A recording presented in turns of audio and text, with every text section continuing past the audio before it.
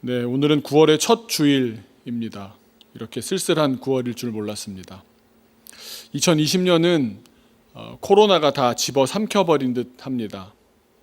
2020년의 시작부터 지난 8개월을 하루도 빠짐없이 코로나19의 확산과 전파에 온 신경을 쏟고 살았습니다. 눈에 보이지도 않는 그 코로나라는 적에게 시달리고 붙잡혀 버린 것만 같습니다.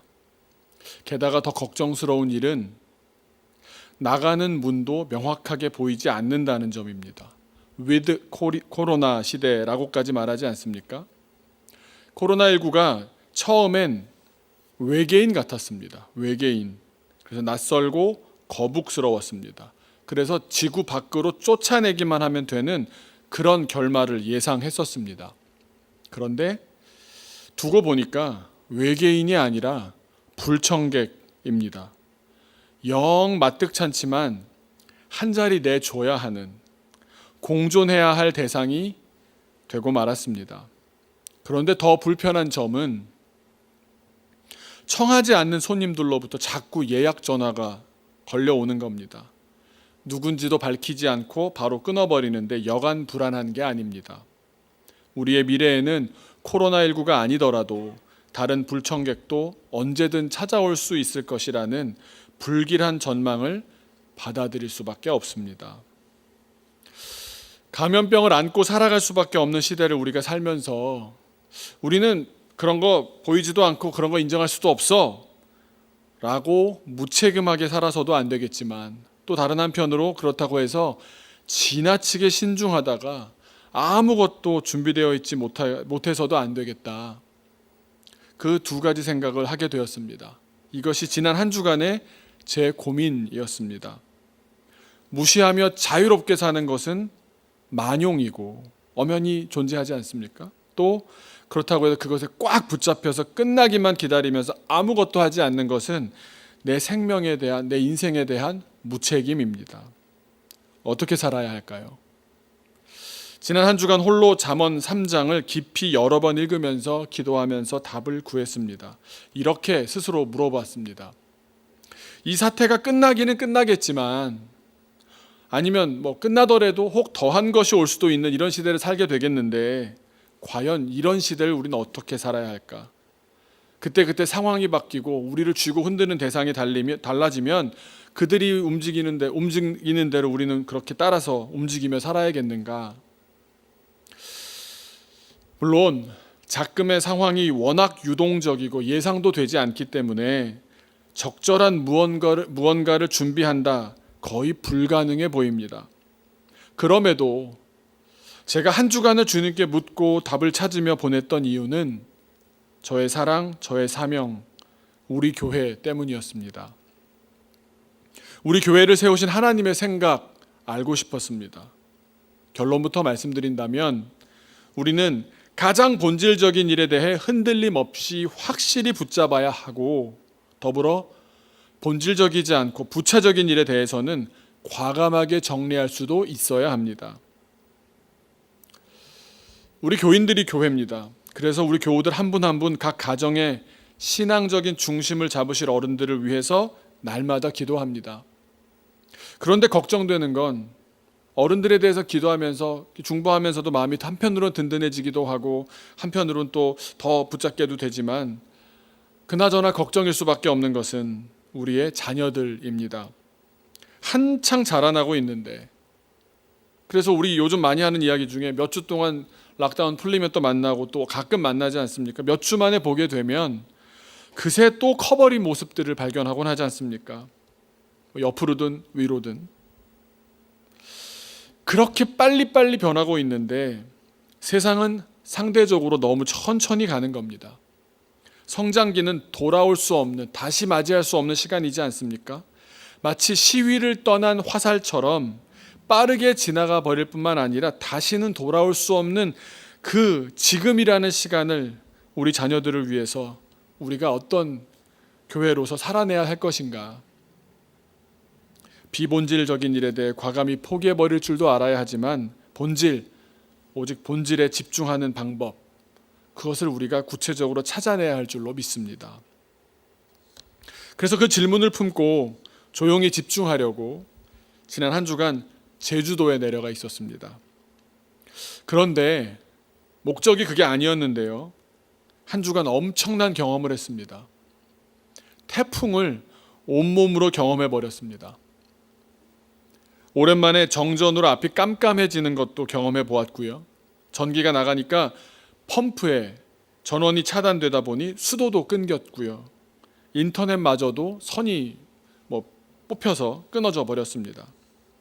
바람이 얼마나 강했는지 정말 나무들이 미친 듯이 춤을 추고 또 결국 부러지고 또 부러진 나뭇가지가 날아다니고 가스통들이 굴러다니고 좁은 골목을 타고 들어온 바람이 내는 무시무시한 소리가 밤새도록 쉴 새 없이 괴물의 노래처럼 들려왔습니다. 비도 어마어마했습니다. 제가 있던 곳이 숙소가 한라산이 바로 보이는 곳에 있었는데 하루 강수량으로 1000mm를 넘기는 대기록까지 세웠습니다. 우리나라 1년 평균 강수량이 1350mm니까 약간 과장하면 하룻밤 만에 1년치 비가 다 내린 겁니다. 이건 비가 내리는 게 아니라 드럼통에 담긴 물들을 쏟아 버리듯이 퍼붓는 것 같았습니다. 정전으로 암흑천지가 되어버렸고 주변에 다 깜깜합니다. 무시무시한 바람소리에 빗소리에 공포영화도 이렇게 실감나는 4D 공포영화가 없었습니다. 마음 졸이고 있는데 갑자기 쿵 하는 소리가 들렸습니다.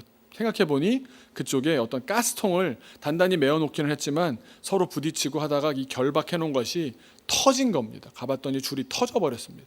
줄이 끊어진 게 아니라 줄 통째로 이렇게 터져버렸습니다. 그 소리를 듣고는 그냥 나갔다간 큰일 나겠다 싶은데 어떻게 할까 생각해보니 밸브가 열려있을 수 있겠다는 생각이 들어서 누구라도 나가서 밸브를 잠가야겠으니 어떡하나 고민하다가 잠시만 나가야겠다고 나갔습니다. 그런데 나가보니까요, 비가 앞에서 오는 겁니다. 이렇게 내리는 게 비 아닙니까? 비는 내리는 게 정상이지 않습니까? 근데 비가 제 얼굴을 향해서 이렇게 때리는 겁니다.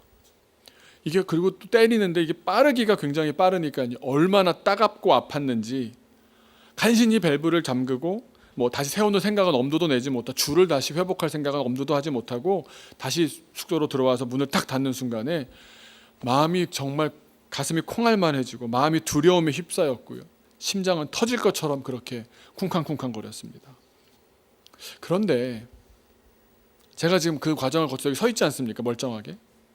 그렇게 무시무시한데 그 밤이 끝났겠습니까? 안 끝났겠습니까? 제가 여기 서 있다는 건 끝났다는 거죠. 저는 진짜로 인생에서 몇 손가락에 꼽을 만큼 찐 공포를 느꼈는데, 그런데 더 깊은 나의 내면에서는, 그러니까 가짜 나는까지는 아니어도 어느 정도 인간적인 나는 굉장한 공포 속에 있었던 나였는데, 더 깊은 진정 나를 움직이고 나의 더 근본이 되는 진짜 나는 평안했었나 봅니다. 공포의 한복판에서 어떻게 이런 일이, 비가 어쩜 이럴 수가 있어, 사진을 찍고 막 기도를 하고 이러던 중에 그냥 잠들었습니다. 그것도 아주 푹 잤습니다. 눈을 떠보니까 세상이 거짓말처럼 청명한 겁니다. 하늘은 너무 예쁘고 색깔이 파랗고 한라산이 눈앞에 있는 것처럼 가까이 들어오고, 너무 극단적이어서 무엇이 꿈이고 무엇이 생시인지 비현실적이기까지 했습니다.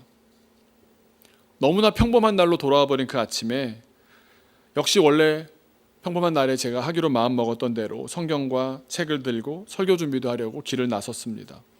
한 30분 걸어가는 그런 길을 걷고 나서 앉아서 이렇게 공부하는 장소가 있었는데, 30분 정도 걸어가는 길에 들어선 지 얼마 되지 않아서 찻길이 있는데, 아스팔트를 잘 깔아놓은 찻길이 있는데, 그 보행자들이 찻길 옆에 이렇게 줄이 실선이 있고 보행자들도 다닐 수 있는 길이 있지 않습니까? 글로 이렇게 걸어가는데 그곳에서 재미난 친구를 만났습니다. 달팽이를 봤습니다. 달팽이 아십니까? 달팽이? 제가 직접 촬영을 했습니다. 감사하게도 다른 동물들 같으면 이미 도망갔을 텐데 제가 자세를 잡고 앵글을 잡는데도 가만히 있더라고요. 나중에 보니까 그게 움직이는 거였긴 했습니다. 한 2분 정도 제가 촬영을 하는 동안 이 친구는 자기 일정대로 자기 스케줄대로 어떤 방향을 향해서 갔습니다. 제가 우리 교회 이 큰 스크린으로 한번 꼭 보고 싶었는데요. 제가 정말 심혈을 기울여서 오늘 예배 설교가 아마 다큐멘터리 장르가 될 것 같은데요. 아스팔트 땅바닥에 엎드려서까지 찍었습니다. 그리고 여러분에게 퀴즈를 낼 건데 한 2분 정도 진행되는 중에 이 영상에 나오는 3명의 피처링하러 나온 조연 배우들이 있습니다. 한번 발견해 보셨으면 좋겠습니다. 틀어봐 주시겠습니까?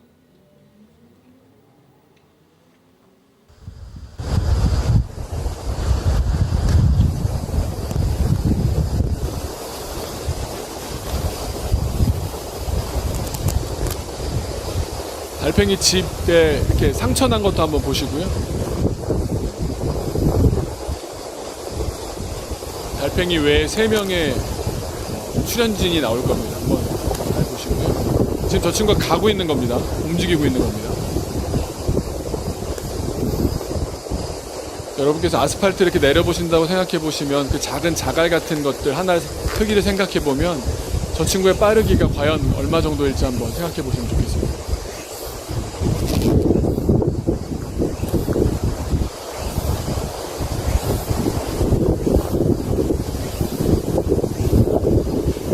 더듬이라고 하나요? 달팽이도 이렇게 앞에 눈인지 더듬인지 바짝 세워가지고 한쪽 방향을 계속 가는 겁니다. 아마 달팽이 기준으로 보면 굉장한 속도인가 봅니다.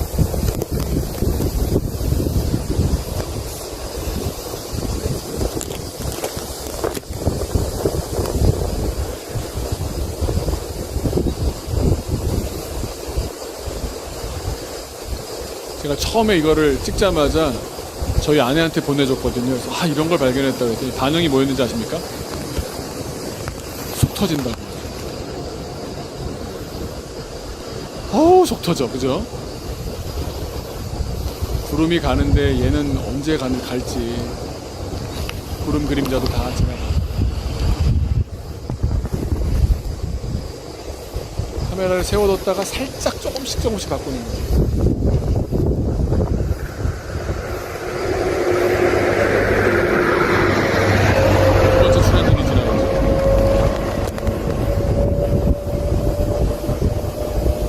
이 정도까지 보여주면 될 것 같습니다. 네.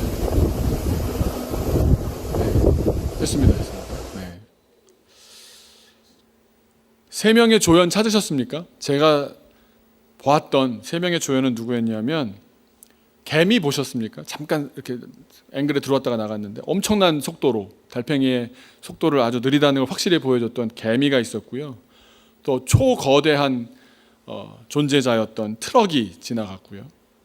그 다음에 못 보셨을지 모르겠는데 저 뒤에 하늘로만 보였던 곳에 약간 그림자처럼 보이는 곳이 백록담의 앵글이 보이는 그 한라산이었습니다. 제가 그날 그 달팽이를 발견하고 나서 보니까 우리 인간의 상식으로 보자면 저 아스팔트 위 보행자 라인으로 들어서는 그 차로로부터 그곳으로부터 차로를 가로지르는 방향으로 방향을 잡은 저 친구는 차량에 밟혀 죽을 확률이 상당히 높았습니다. 그리고 밟혀 죽기도 전에 저 뜨거운 태양, 여름 태양 아래 그 지열을 다 품고 있는 저 아스팔트의 지열 때문에 그 위를 지나다가 다 건조하게 말라 죽었을지도 모릅니다. 실제로 제가 길에 껍질만 남아있는, 달팽이 껍질만 남아있는 걸 여러 개를 보았습니다. 그리고 아까 제가 말씀 잠깐 드렸는데 이 친구가 지고 다니는 자기가 쉴 수 있는 유일한 공간인 그 집에도 세게 긁힌 자국이 나 있었습니다. 자세히 보면 더 많이 나 있습니다. 그러니까 어떻게 보자면 이 달팽이가 여기까지 오는 그 인생이 쉬운 인생이 아니었습니다. 그렇게 한참을 바라보고 찍고 쟤는 왜 여기 있을까? 어디서 왔을까? 어딜 향해 갈까? 걸음이 얼마나 될까? 속도를 재볼까? 여러 생각을 하던 중에 정말 갑자기 저 달팽이가 저처럼 느껴졌습니다. 제가 이입을 해서 달팽이를 통해서 제 이야기를 하는 겁니다. 저 뒤에 멀리 보이는 저 한라산을 가려면 지금 이 한라산까지 가는 길을 가르고 있는 아스팔트로 된 길을 건너가야 합니다. 목적지는 분명한데 방해물이 너무 큰 겁니다. 여기까지 오는데도 여기저기 긁혀가며 살아왔는데 이제는 숫제 차로를 건너가야 되는 상황이 되었습니다. 미련해 보이는 선택일진 몰라도 그 방향이, 그 높은 곳이 내가 가야 할 길이기 때문에 무턱대고 그 길을 나서는 겁니다. 장렬하는 태양이 아스팔트를 뜨겁게 데워버렸고 그 열기로 작은 몸이 다 말라버릴지라도 자기의 느린 걸음으로, 내가 할 수 있는 최선의 걸음으로 내게 주어진 길을 가는 겁니다. 사람들은 이해하지 못할 겁니다. 굉장히 고등 동물인 우리 인간이 볼 때는 이 방향이 틀렸고 그 길로 가면 안 되고 계산이 안 나오고 이해할 수 없었을 것이고, 옆에서 개미도 비웃는 것 같고요, 트럭은 계속해서 지나다니니 불가능하다라고 판단할 수밖에 없을 겁니다. 왜 굳이 저 높은 산을 오르려고 하는지, 그것도 그깟 느린 걸음으로 가려는지 그 누구도 이해할 수 없을 겁니다. 한번 질문해 보겠습니다. 저 달팽이가 한라산까지 갔을까요? 박철범 전사님, 갔을까요? 갈 수나 있는 걸까요, 이게? 사실 갈 수 있느냐 갈 수 없느냐는 중요한 게 아닌 것 같습니다. 달팽이에게 있어서는. 저는 갔을 거라고 믿습니다. 저 느림보 달팽이가 저를 만나서 어떻게 되었습니까? 제가 저렇게 찍고 나서 그냥 놔둔 게 아닙니다. 죽으라고 놔둔 게 아니고요, 들어서 길을 건네 주었습니다. 아마 달팽이 기준으로 보면 하루 동안 해야 할 일인데 거대한 존재가 나타나서 단박에 해결해 주지 않았습니까? 옆에서 개미는 깔짝대지, 트럭이 저렇게 무지막지하게 지나다니지. 그런데 제 눈엔 그 모습이 얼마나 이뻤는지 모릅니다. 저런 환경 아래서 자기에게 주어진 그 시간과 자기 체력으로 할 수 있는 그 최선을 다해서 사는 모습이 결국 저를 길바닥에 엎드리게까지 한 것 아닙니까? 제가 처음에 발견하고는 카메라를 처음에 갖다 댔을 때 몸을 이렇게 훅 움크리더니 저를 향해서 이렇게 돌더니 그 눈인지 더듬인지를 가지고 저한테 막 이렇게 흔들더라고요. 이따 제가 전교인 창에 한번 올려보겠습니다. 너무 귀여운 겁니다. 안 도와줄 수가 없더라고요. 그런데 한번 생각해 보십시오. 저라는 인간을 만나서 선한 도움을 받아 길 하나를 건넜지 않습니까? 장애물 하나를 해결했지 않습니까? 또 모르지 않습니까? 어떤 동물을 또 만나게 될지, 어떤 새를 만나게 될지, 또 물길을 따라갈 수 있었을지, 또 바람을 만날 수 있었을지, 몇십 미터, 몇백 미터를 그렇게 한 번 한 번 또 이렇게 지나가면서 혹 갈 수도 있지 않았을까요? 달팽이는 그저 주어진 자기의 길을 오직 한 가지 목적지를 방향으로 맞춰놓고서, 목적지를 향한 방향만 맞춰놓고서 나의 최대의 스피드로 슬로우, 나는 최대의 스피드지만 결과적으로 딴 사람들 볼 땐 객관적으로 슬로우일지 몰라도 슬로우 성실하게 빼지 않고 그렇게 걸어간 겁니다. 그런데 그렇게 걸어가다 보면 혹 가끔씩은 하나님께서 허락하신 손길들을 통해 퀵 그렇게 가볼 수도 있지 않을까요? 우리 인생이라고 한번 생각해 보십시오. 그냥 지금 우리가 이렇게 하루하루 살아가는 게 너무 힘들지 않습니까? 이번에 전화신방하니까 많은 어머님들의 고민이 하루 세 끼 밥을 다 챙겨 먹는 이런 말씀들을 많이 하셨습니다. 너무 집에서 계속 다 돌보기 얼마나 힘듭니까? 그런데 잘하고 계시지 않습니까? 그렇게 슬로우 하루가 너무 길죠. 바로 또 식사 때 오고 또 그럼 또 열심히 하고 하루에 정말 뭐 했나 보면 밥만 한 것 같고 막 그런 시간들이 지나가죠. 그런데 그 시간을 성실하게 보내고 계시지 않습니까? 우리를 사랑하시는 하나님께서 우리를 보시면서 언젠가 하나님의 방법과 하나님의 손길을 통해서 퀵 새로운 길을 열어주시리라고 저는 믿습니다. 우리는 오직 하나님 나라 그 목적지를 향해 방향을 잘 잡고서 이 지금 우리가 하는 일이 하나님이 기뻐하시는 일이고 내가 응당 어머니로 아내로 딸로 자녀로 해야 되는 일이라면 응당 옳은 일이면 감사한 마음으로 어차피 할 건데 더 감사한 마음으로 그렇게 성실하게 걸어간다면 한라산이 문제겠습니까? 하늘나라 그 높은 곳에도 도착할 수 있지 않겠습니까? 오늘의 본문 말씀은 우리에게 하나님의 지혜로 살아가라고 말씀하십니다. 한번 따라해 보겠습니다. 하나님의 지혜로 삽시다. 사랑하는 달팽이 동료 여러분, 하나님의 지혜를 구하며 삽시다. 우리는 느리고 우둔하고 누가 보면 속 터지겠다 싶은 부족함 투성이지만 하나님의 지혜는 우리를 한라산도 오르도록 도와주시고 하나님의 나라의 주인 되도록 인도해 주실 줄로 믿습니다. 하나님의 지혜를 4가지로 짧게 보려고 하는데요. 첫 번째 가르침은 하나님의 지혜는 우리한테 정말 가장 필요하기 때문에 구하여서 얻어야 합니다. 13절 말씀을 같이 읽겠습니다. 13절 말씀입니다. 시작. 지혜를 얻은 자와 명철을 얻은 자는 복이 있나니. 누가 복이 있습니까? 지혜와 명철은 동의어라고 보셔도 괜찮습니다. 지혜를 얻은 자, 명철을 얻은 자, 지혜를 쟁취한 자가 복이 있는 겁니다. 하나님께서는 사실 우리 모두에게 복을 주셨습니다. 은혜를 주셨습니다. 악한 사람이든 선한 사람이든 가리지 않고 모든 사람에게 하나님의 선하신 성품을 심어두셨습니다. 마태복음 5장 45절에 보면 이런 말씀이 나오는데 함께 읽겠습니다. 시작. 이같이 한즉 하늘에 계신 너희 아버지의 아들이 되리니 이는 하나님이 그 해를 악인과 선인에게 비추시며 비를 의로운 자와 불의한 자에게 내려주심이라. 사람을 가리지 않으십니다. 의로운 사람에게만 주고 이러시지 않고 하나님께서는 모든 사람에게, 세상 모든 사람에게 각양 선물을 주십니다. 누구에게나 주어져 있는 은총, 그것이 지혜요 명철입니다. 근데 그 지혜와 명철을 누구에게나 주었지만 얻기 위한 노력이 필요합니다. 우리에게 그것을 찾는 일이 중요하다는 겁니다. 우리 종교개혁의 선구자였던 장칼뱅은 이렇게 말했습니다. 사람의 마음은 비록 타락하고 왜곡되었지만 우리는 세상의 작가들에게서 선천적 재능을 발견할 때마다 그들 안에서 반짝이는 감탄스러운 진리의 빛이 여전히 하나님의 훌륭한 선물로 옷 입혀졌고 장식되었음을 발견합니다.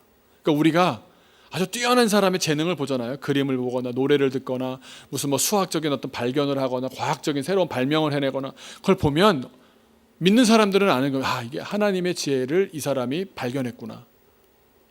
하나님의 창조 질서를 깨달았구나.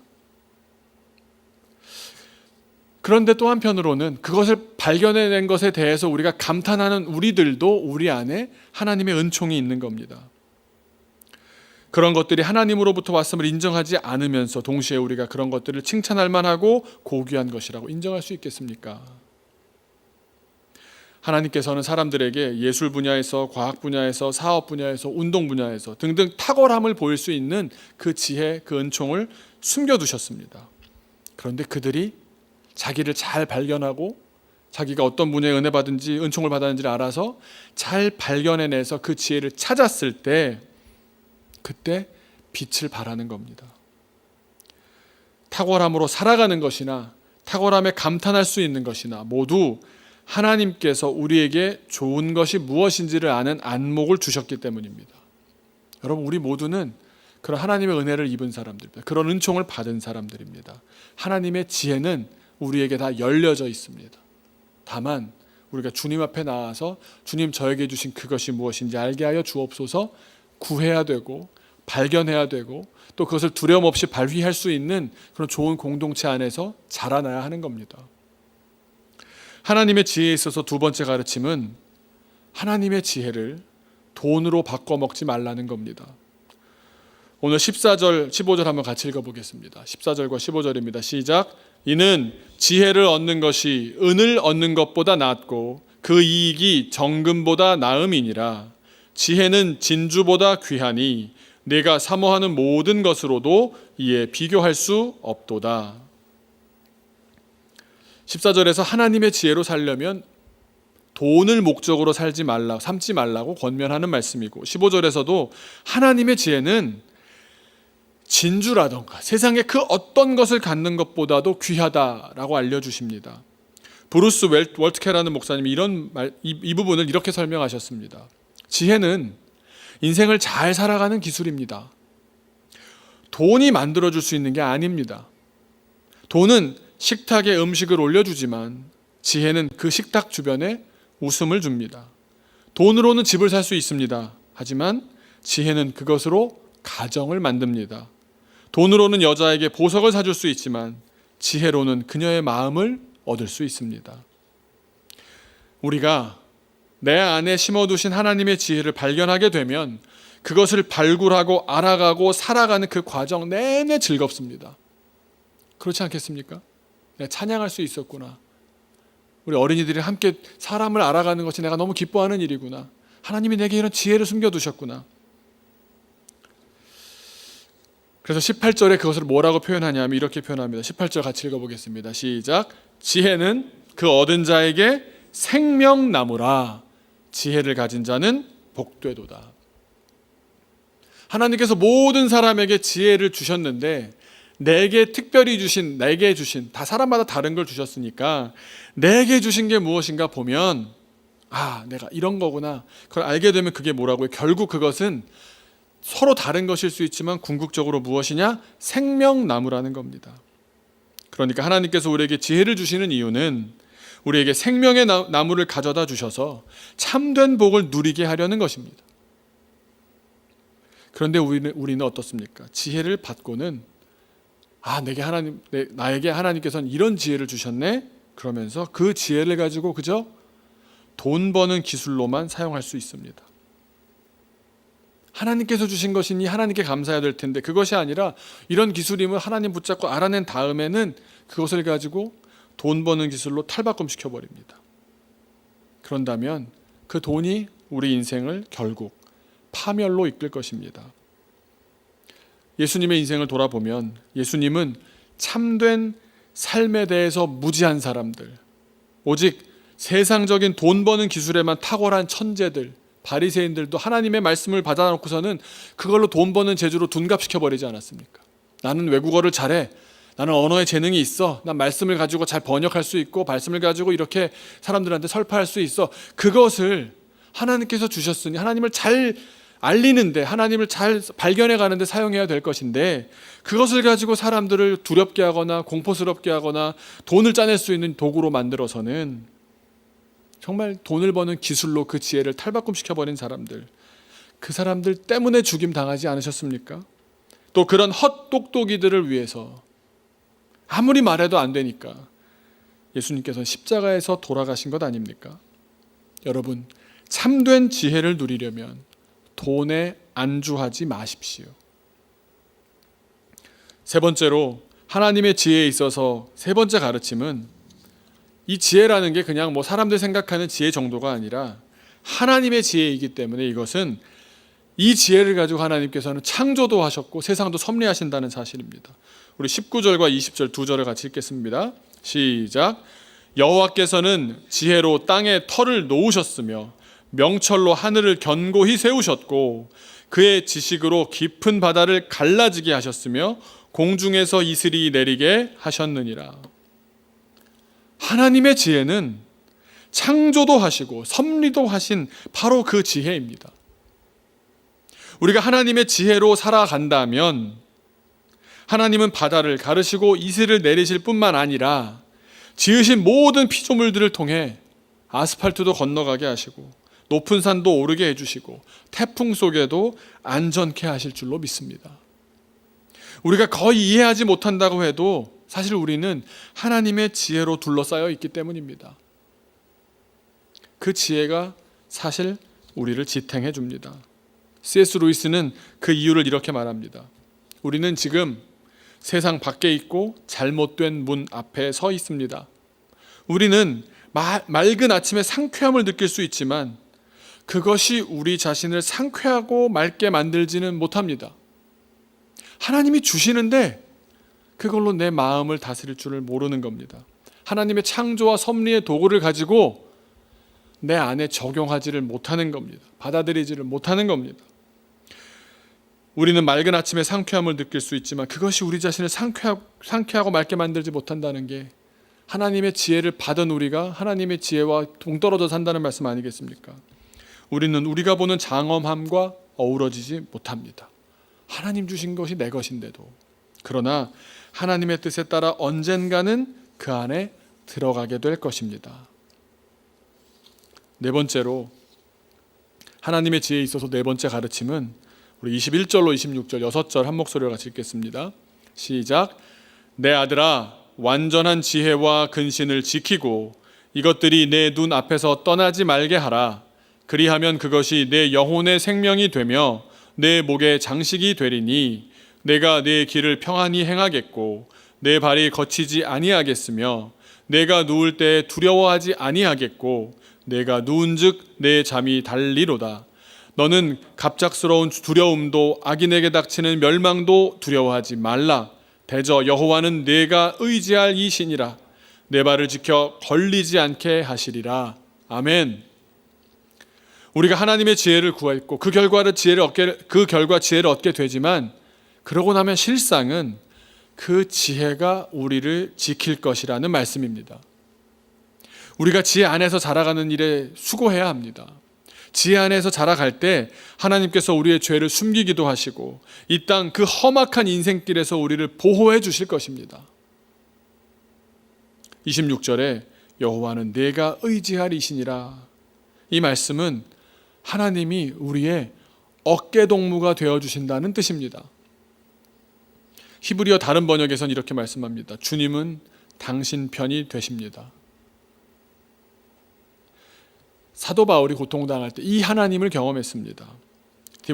제자인 디모데에게 쓴 편지에 절절하게 그 고통 중에도 난 하나님의 지혜로 살았기 때문에 주님이 나를 지켜주셨다고, 나는 주님을 찾고 주님의 지혜를 구했는데 결국 주님이 나를 지탱해 주셨다고 디모데후서 4장 16절과 17절에 이렇게 기록합니다. 내가 처음 변명할 때, 변명이 우리 어린이들이 하는 그런 변명이 아닙니다.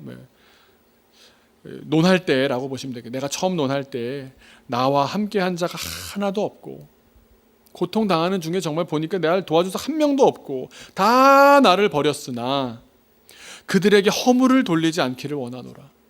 내가 사람에게 기대할 일이 아니지 않겠느냐. 그러면서 17절이 이렇게 이어집니다. 주께서 내 곁에 서서 그 고독한 순간, 외로운 순간, 아무도 알아주지 않는 것 같은 그 순간, 달팽이로 치자면 아무도 없이 혼자서 그 아스팔트를 겁도 없이 건너가던 그 순간, 주께서 내 곁에 서서 나에게 힘을 주심은 나로 말미암아 선포된 말씀이 온전히 전파되어 모든 이방인이 듣게 하려 하심이니 내가 뭐라고요? 사자의 입에서 건짐을 받았느니라. 우리가 지혜로 살면 살수록 주님은 우리 곁에서 우리에게 힘을 주실 겁니다. 함께 서 계신 주님에 대해서 우리는 더 많은 이야기를 할 수 있을 겁니다. 그때 아스팔트에서 거대한 인간이 다가와서 나를 들어서 풀숲으로 보내줬다고. 우리가 믿는 하나님은, 우리가 기대하는 하나님의 지혜는 무슨 우주의 기운이라느니 그런 비인격적인 힘으로서의 지혜를 믿는 것이 아닙니다. 너의 곁에 있을 것이다 약속하신 주님, 순간순간 가까이 머물러 주시는 살아계신 예수 그리스도를 믿는 겁니다. 다시 한번 물어봅니다. 달팽이가 한라산에 올라갔을까요? 그 질문은 우리에게 이렇게 해볼 수 있지 않겠습니까?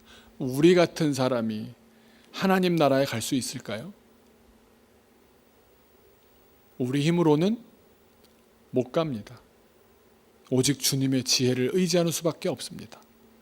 주님의 은혜가 있으면 갑니다. 우린 그저 우리가 다 계획해서 한라산을 갈 수 있는 계획을 세워서 한라산에 못 간다는 건 달팽이라면 알아야 하지 않습니까? 우린 그저 우리에게 주어진 하루를 우리의 최선을 다해서 누가 볼 땐 슬로우일진 모르지만 괜찮습니다. 여러분 잘하고 계십니다. 우리 지금 잘 버티고 있는 겁니다. 그러다 보면 하나님께서 하나님의 때에 하나님의 필요에 따라서 퀵 필요한 자리로 옮겨가시기도 하고 인도해 주실 줄로 믿습니다. 지난주에 전화를 한 통 받았습니다.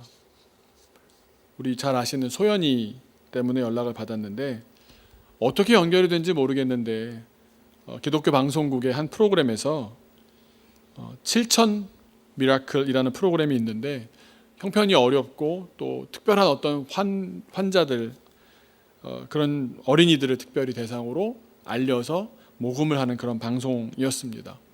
그런데 어떻게 아셨는지 우리 장수민 전도사를 통해서 우리 교회 얘기를 좀 해주셨으면 좋겠다고 저한테 연락이 와서 작가랑 한참 통화를 했습니다.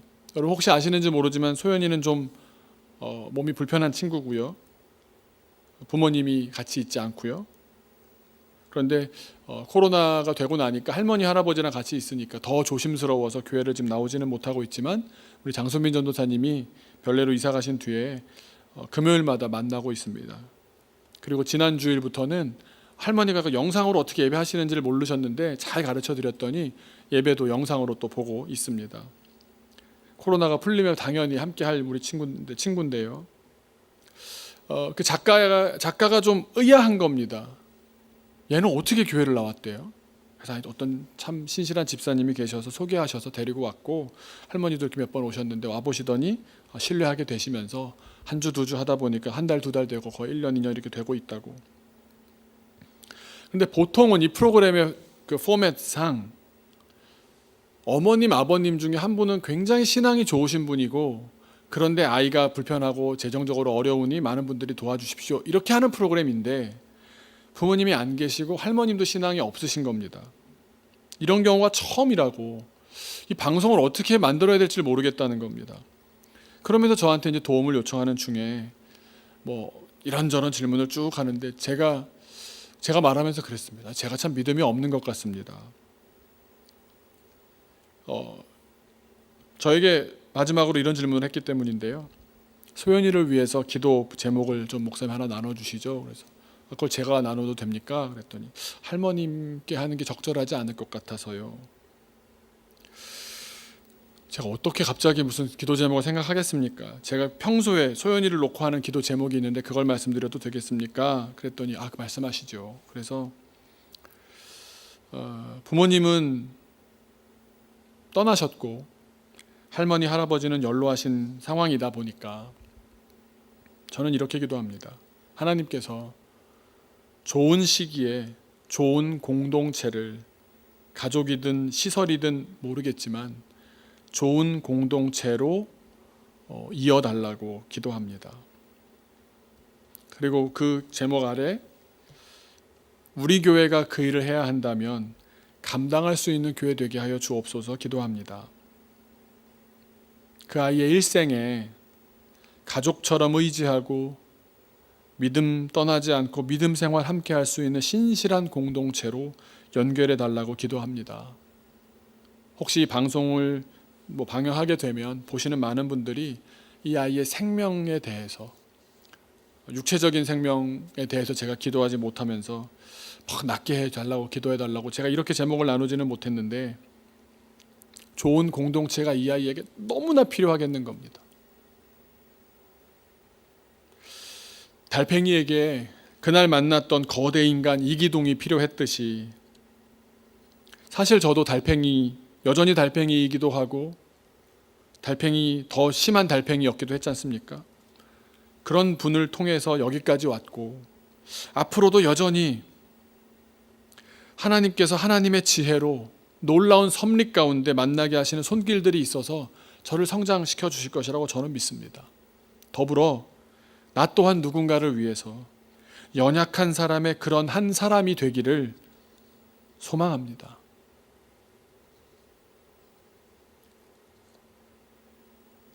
우리가 참으로 낯설고 힘든 시간을 보내고 있습니다.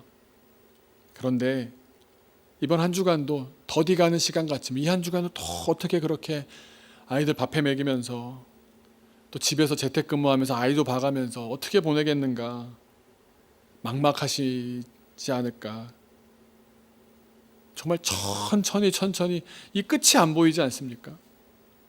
우리가 슬로우 천천히 갈지언정 우리 네 가지 오늘 하나님의 지혜에 대해서 들으신 걸 생각해 보시면 하나님께서 주시는 지혜를 구하면서 하나님 그 지혜를 주십시오. 하나님의 지혜로 살게 하여 주옵소서. 인간의 감정으로 이걸 다 표현해내며 살지 않게 하고 하시고 하나님이 주시는 지혜를 구하면서 기도하며 살아가는 한 주간 되기를 소망합니다. 또 두 번째로 말씀드렸던 것처럼 주신 지혜로 하나님께서 나를 높이시고 세상에서 인정받게 하실 때 그 지혜의 근원이신 하나님을 잊지 않아 돈과 하나님이라는 그 너무도 명확하게 하나님이 우선순위여야 될 텐데 그 우선순위를 바꾸지 않으며 하나님을 계속해서 거룩하게 분별하는 우리가 되게 하여 주옵소서. 또 세 번째로 그렇게 신뢰하는 자들에게 주님은 어느 날 신뢰하며 그렇게 천천히 가고 있는 우리들을 주님께서는 어느 날 창조의 지혜, 섭리의 지혜를 우리에게 주시고 또 우리에게 발하셔서 그 창조의 손길, 섭리의 손길로 우리를 더 좋은 곳으로, 더 바람직한 곳으로, 더 의미 있는 곳으로 인도해 주실 줄로 믿습니다. 이번 한 주간 그래서 과정 가운데 실족하지 마시고 끝까지 성실하게 그 길 갑시다. 마지막으로 우리가 뜨거운 아스팔트 위로 올라온 달팽이 신세라고 해도 우리가 주님의 지혜를 붙잡고 있는 한 주님의 지혜가 우리를 살리실 것입니다. 여러분, 이 시기를 사는 방법 주님께 의지하는 방법밖에 없는 줄로 믿습니다. 세상 사람들의 저도 정말 TV 볼 때마다 이해가 안 되는 거는 이번 주가 중요합니다. 이번 주말이 고비입니다라는 얘기를 그걸 30주째 듣고 있으면 지치지 않을 사람이 어디 있습니까? 고비가 아니었던 주간이 한 번도 없지 않습니까? 그런데 매번 이번이 중요하다고. 그런데 사람은 매주 보는 게 달라지고 그간의 데이터를 가지고 얘기하는 거니까 또 새롭다고 얘기할지언정 하나님께서는 이 모든 과정과 결과도 알고 계신다고 저는 믿습니다. 그렇기 때문에 하나님의 지혜를 따라 우리가 살아가며 우리가 할 수 있는 것을 주님 안에서 감당해 가며 할 수 있도록 허락해 주신 오늘도 밥할 수 있고 일할 수 있고 이 모든 일에 감사하며 이 한 주간을 살아가야 될 줄로 믿습니다. 슬로우 언젠가 또 우리에게 퀵 하나님께서 인도해 가시는 시간이 돌아올 줄로 믿습니다. 제가 잠깐 기도하겠습니다.